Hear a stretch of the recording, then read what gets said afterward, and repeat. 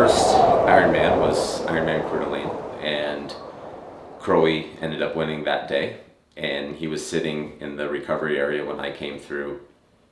Probably been there quite a while, but he's like, "Yay, how'd it go?" And I'm like, "Oh yeah, it was first one, it was good." He's like, "Oh, that's good. What were your splits?" And I said, "Well, I ran a 3 flat and swam this and biked that, whatever." And he's like, "You ran a 3 flat in your first shot?" He's like, "Yeah, you could do something in this sport."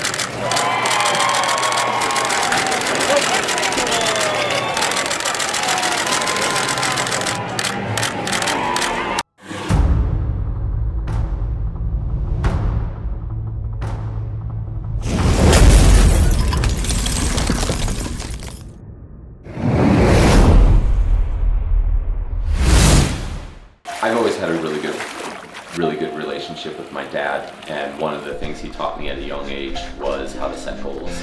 And I came from a wrestling background. I wrestled up into college until I had a fairly significant injury that kind of derailed that. And my dad was always, a part of that journey.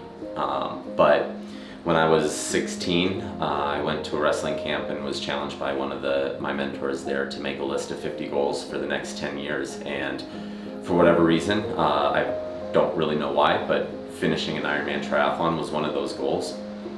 And that sheet of paper was something that I kept with me for 10 years.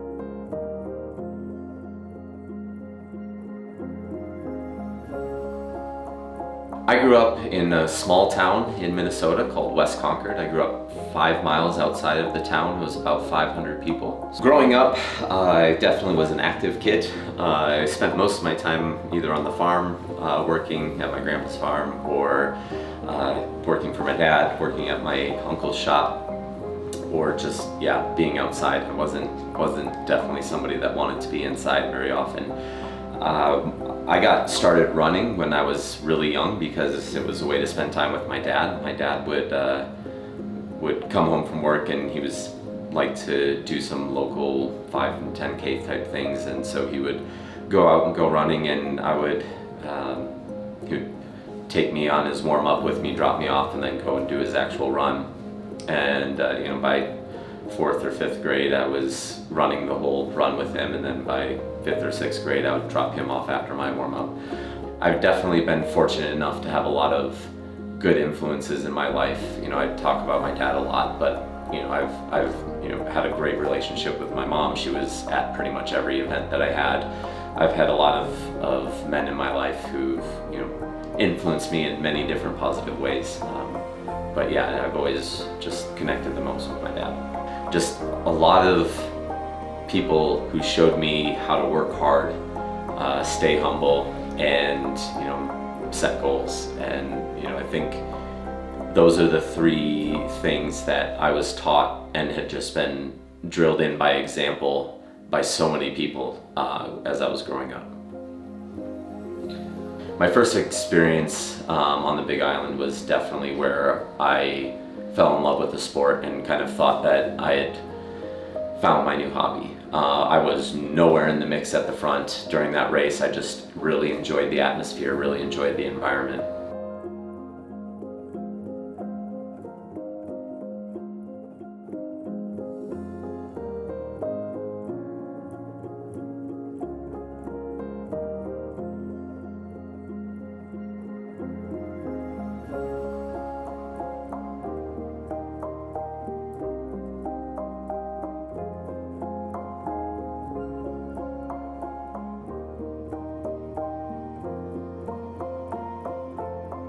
I love the grind. I love the day in, day out, going through the process, finding out how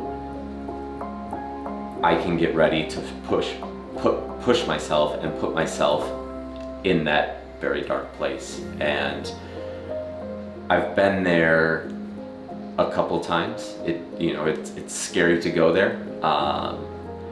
It sometimes doesn't turn out well when you do. But I think in Kona, my first year was the first time in the triathlon sense that I've found myself in that spot. and I loved every second of it. The trajectory, I guess, accelerated pretty quickly. The second year, I started doing pretty well in some races, and then by the third year, I had earned the right to, I guess, call myself a professional in many ways. And my first few years as a quasi-pro, as I was teaching, were pretty tough. I was able to handle the full-time job and then, training to be an elite triathlete. But it was really tough on Ash and I because I was training a lot and not being home a lot. And when I was home, it was on the trainer, or it wasn't. I wasn't being present, and so that was tough.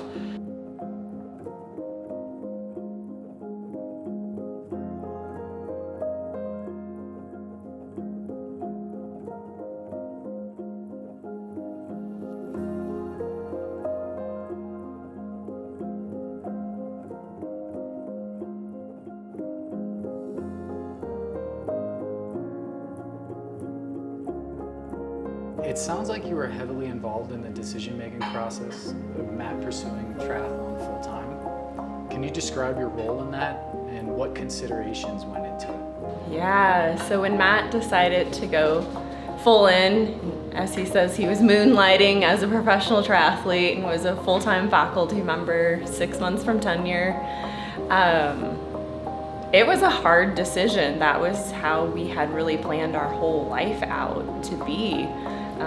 We had planned this academic career together, and that we were going to just, make our way up the university ranks, and God obviously had other plans for us, and it was a tough decision, but it was the right decision. In some ways I was sad, just sad that we weren't going to be bumping into each other at work anymore, but I was so proud and so happy that he was leaving what felt safe and comfortable, and just really chasing after his goals and dreams, and that's what he was teaching his students all along, and so it made sense. Was there any point in that process where you thought he wouldn't make it? No, there wasn't at all. I knew he was gonna make it. It was gonna be hard to get there, right? That first year was really, really rough. But for me, it wasn't about winning races or, always getting the best sponsorships. It was about really pursuing what God's plan and path was for him. And it was evident, who's 9 years old and watches the world championships on TV, and then when they're 16 makes a list that says, I'm gonna go to the world championships someday, and then becomes a professional triathlete. That doesn't happen.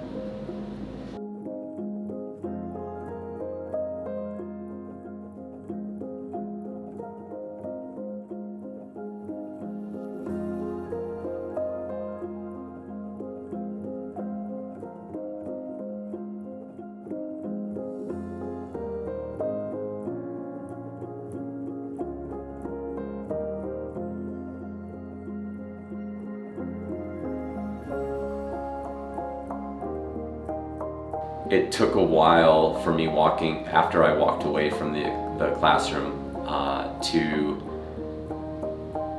trust myself that I had made the right choice. Obviously had a string of bad races the end of 2015 and into 2016.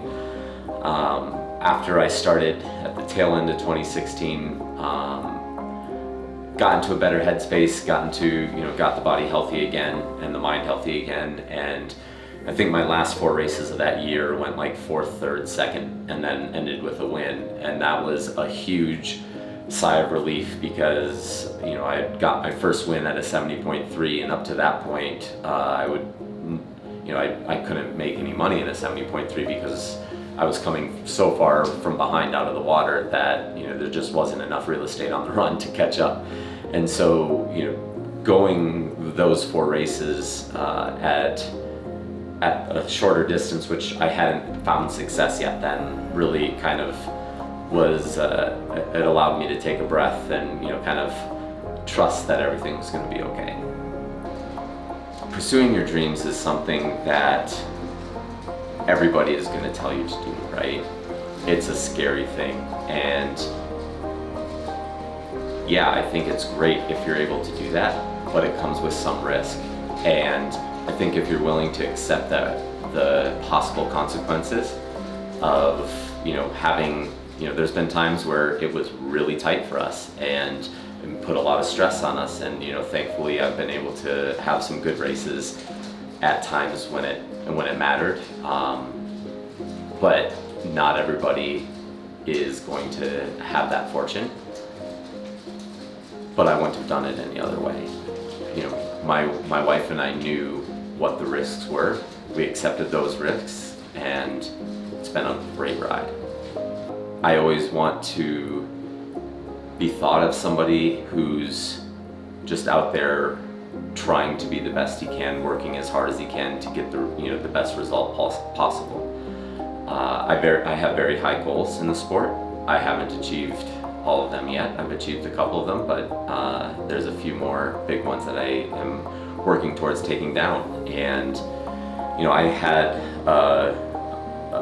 a stable job as a college professor. I was just finishing up the tenure process, so it had been a safe job for life. But I pivoted and chased this dream so I can look back when it's all said and done and know if I had what it takes to be a world champion, to win these major races, rather than look back and wonder what if.